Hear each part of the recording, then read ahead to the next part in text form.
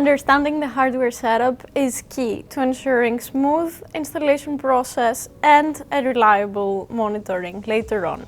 In this case, for our hardware installation, we are actually installing on the MCC and not on assets themselves, which makes our installation way more easy to accomplish on site.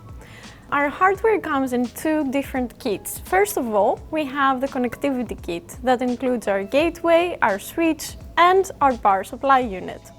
Second, we have our motor kit, and here we have the protagonist that is really our orange box, our DAQ, data acquisition device. This is the device that will gather current and voltage measurements and transform the analog signals into a digital signal that we can utilize to analyze the data of your assets later on.